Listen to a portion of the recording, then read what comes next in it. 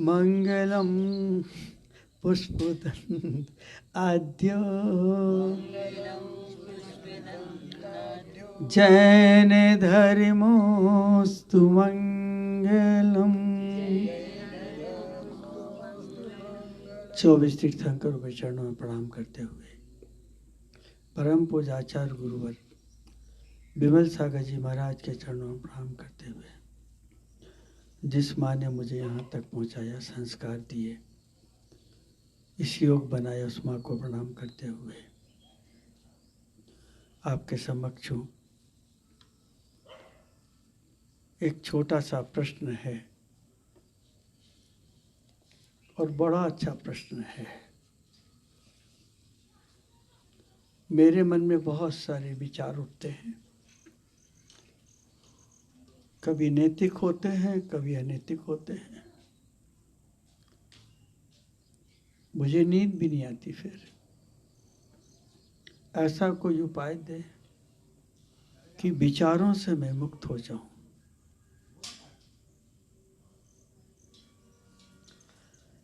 विचारों से मुक्त होने का तो ख्याल ही छोड़ दो।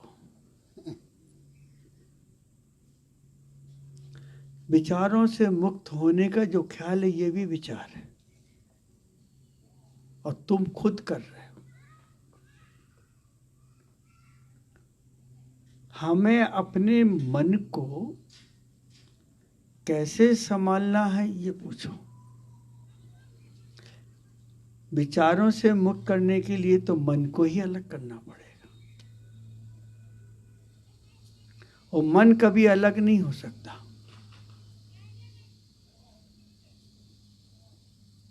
मन कोई आकांक्षा करना ही विचार है, उपेक्षा करना भी एक विचार है, सपने देखना भी एक विचार है। और जब तक आप गृहस्थ रहेंगे, संसार में रहेंगे, ये विचार आपके निरंतर चलेंगे। यदि आपको यहाँ से भोपाल जाना है तो ये विचार चलेगा आपका कि मैं कितने बजे निकलूं, कौन सी बस से जाऊं, कौन सी बस कितने बजे से आती है, इतने बजे पहुंचोगी, वहाँ देरी से हो जाएगी तो कहाँ रुकूंगा। विचार चालू हो गया ना। विचार रहित तो आत्मा हो ही नहीं सकती। जिन्होंने विचारों को समझ लिया, जिन्होंने मन को समझ लिया और मन पे जिनका आधिपत्य स्थापित हो गया, तो विचार अपने आप छूटेंगे। शरीर स्वस्थ होता है तो विचार भी स्वस्थ होते हैं। शरीर अस्वस्थ होता है तो विचार भी बीमारों की तरह निकलते हैं। हमारी आकांक्षाएं किस प्रकार की हैं, उस प्रकार के विचार चलते हैं। हम भूल जाते हैं अपने आप को। एक छोटी सी घटना है, बड़ी अच्छी लगती है मुझे। एक धनपति ने अपनी पत्नी से कहा कि तुम, जो लोग मोटे होते हैं उनके अंदर रोगों का आना प्रारंभ हो जाता है, उठना बैठना सब कम हो जाता है, कार्य करने की क्षमता में भी बहुत फर्क पड़ता है, तो तुम एक बार डॉक्टर को दिखा लो। पत्नी डॉक्टर के पास गई और कहा कि डॉक्टर साहब, हमारा मोटापा कैसे कम हो, उसका उपाय बताएं। डॉक्टर ने कहा कि उपाय तो सब है, लेकिन आपको मन पे कंट्रोल करना पड़ेगा। बोले मैं कर लूँ। तो उसने कहा कि एक फिल्मी दुनिया की अच्छी सुंदर सी सुडोल नायिका की तस्वीर अपने फ्रिज के ऊपर लगा दो। कहाँ लगा दो? लोगों ने पहले से सिया है। उसके ऊपर लगा दीजिए आप और नीचे लिख दीजिए कि बार बार ना खाएं। एक लाइन बड़ी प्रसन्न। उसने आया और लिख दिया और एक फोटो लगा दी फिल्मी दुनिया की। तो उसका जो पति था उसने देखा इतनी सुंदर स्त्री, तो वो आके उसी को देखता था।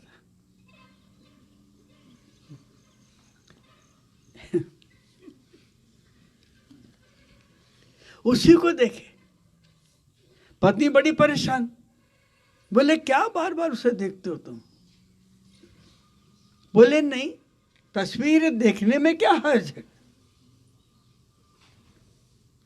और पत्नी भी जब आती है तो उसको पढ़ती है कि आप गरिष्ठ भोजन ना लें। तो जब भी वो फ्रिज खोलती है तो उसमें से शीतल पदार्थ दिखते हैं, तो थोड़ा थोड़ा, ज्यादा नहीं खाती, थोड़ा थोड़ा सब खाती।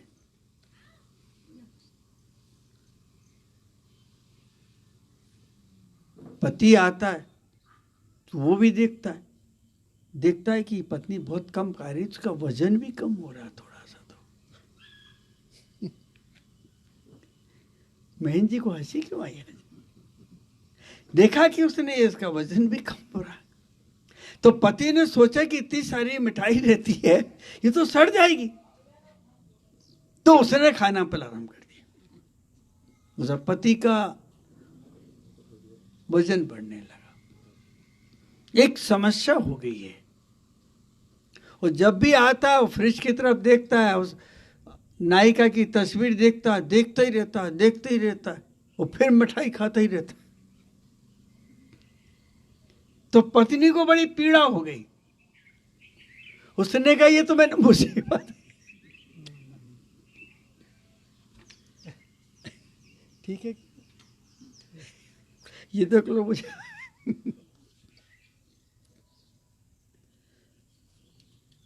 विचार की बात हो रही है।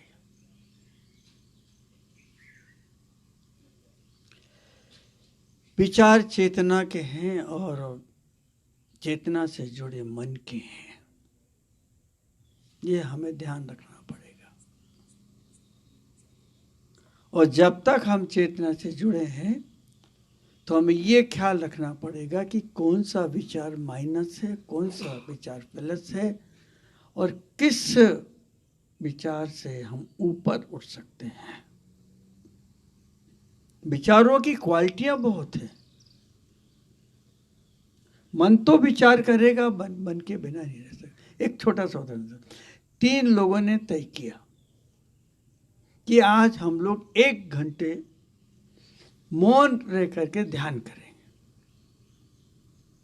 देखिए अब विचार है ना, हम तीनों लोग मौन रहेंगे और एक आत्मचिंतन करेंगे। तो एक ने उसी समय थोड़ी देर के बाद बोलता है, अरे यार मैंने तुमसे नियम तो कर लिया, लेकिन मैं क्या बोलते हैं उसमें से संडाव करते हैं, फ्रिज में यार मैंने आइसक्रीम जमाने रख दी थी और दही भी रखा था उसी में और सामान भी रखा था यार, लेकिन मैं खुला छोड़ाया। तो दूसरे ने कहा यार तेरे को मना किया तेरे को मना किया था ना, तू बोला अब मेरे को हंसी।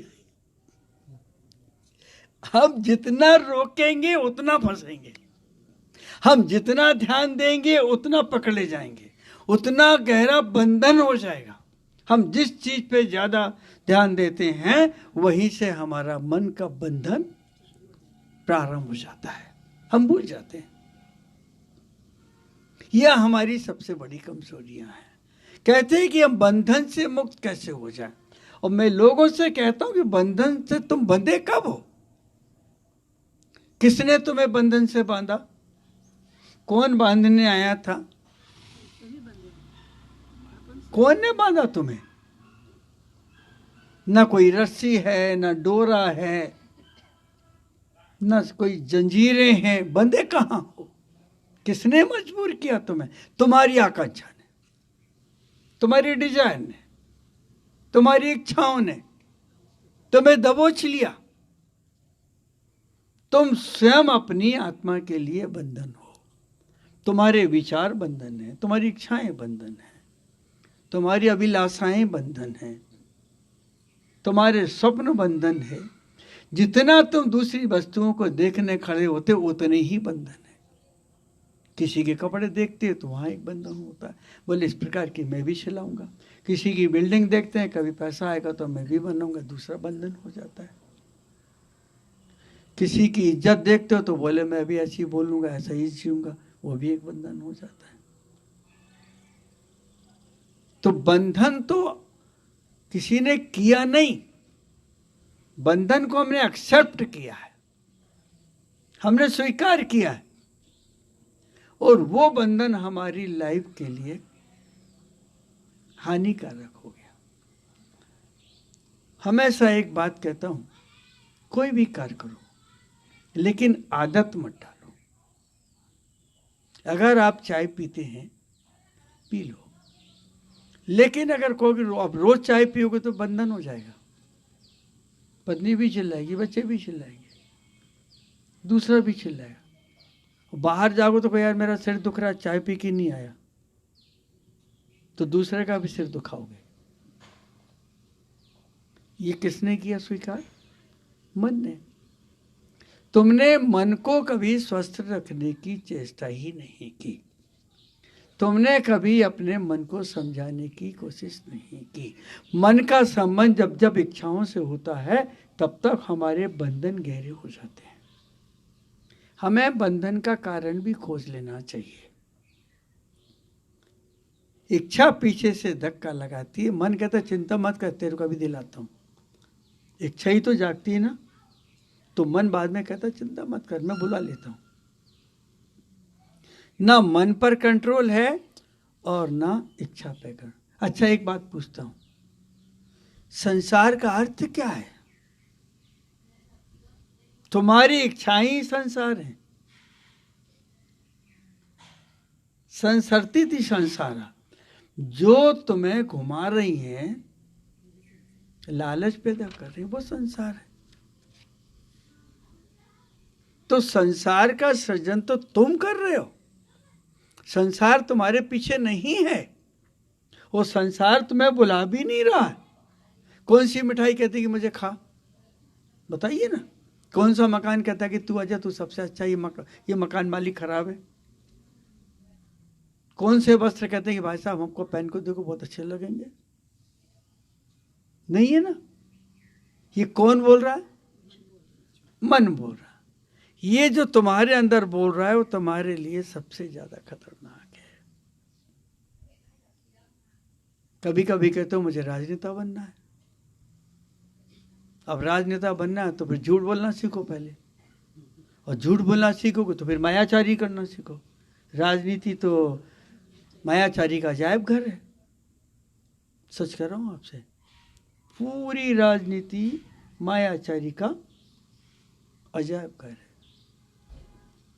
तो वो फिर तुम्हें करना पड़ेगा, झूठ और सच। तुम कहते बहुत बड़ा सेठ बनना है, तो वहां भी तुम्हें बेईमानी करनी पड़ेगी। दूसरों के साथ दूसरों का लो के हजम करना पड़ेगा।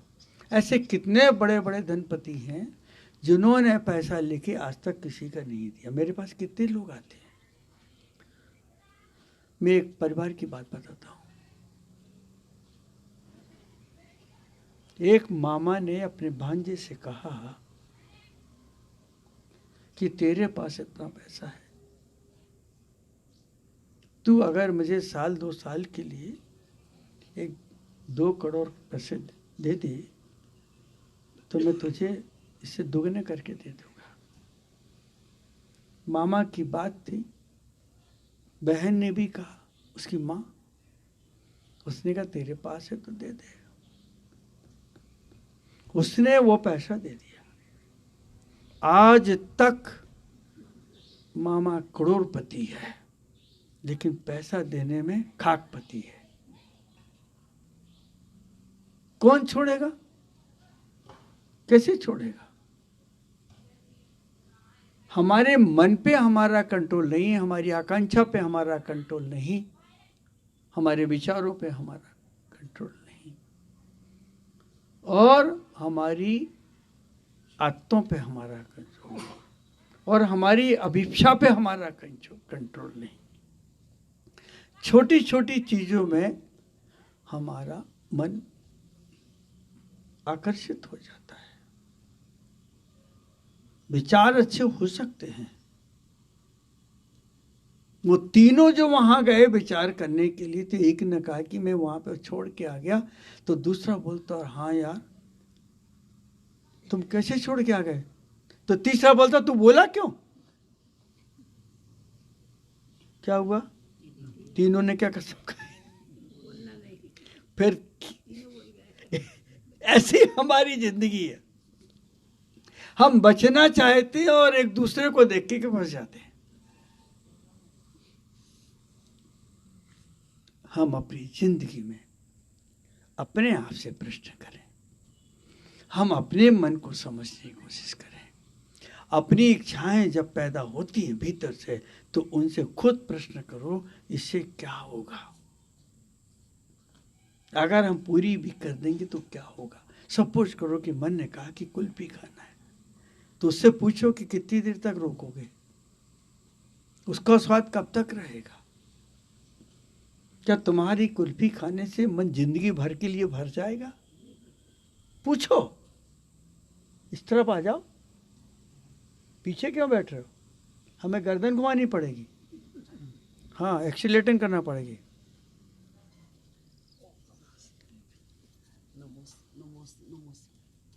फिर वही बात पे आ रहा हूं।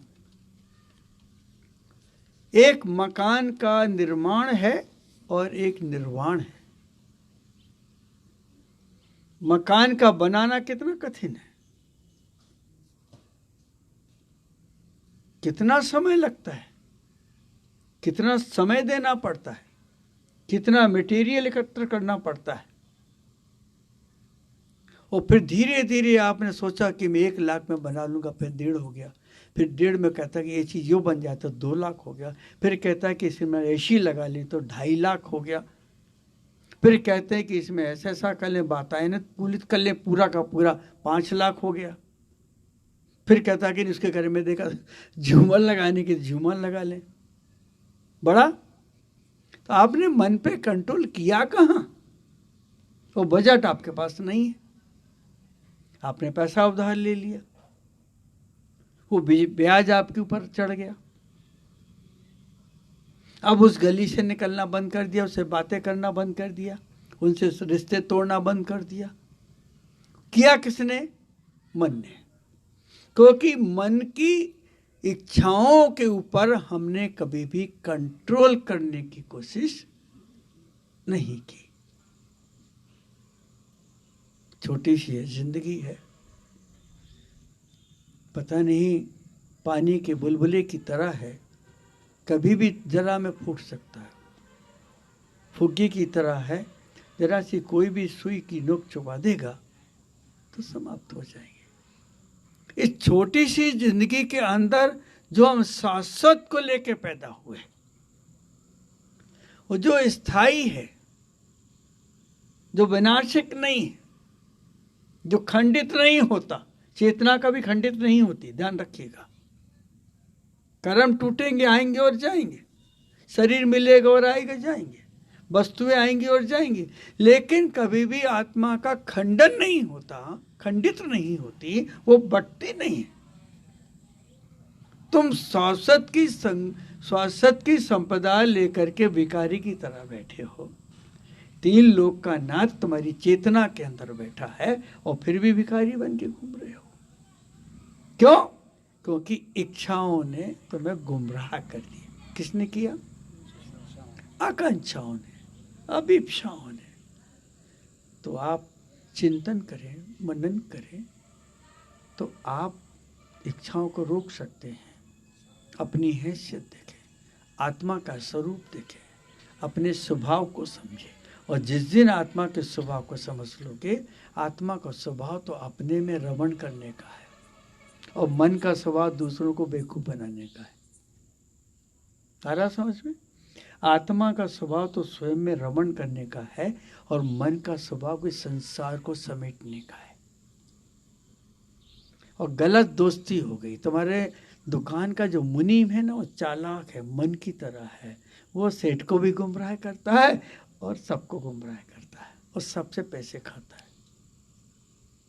वो स्थिति है।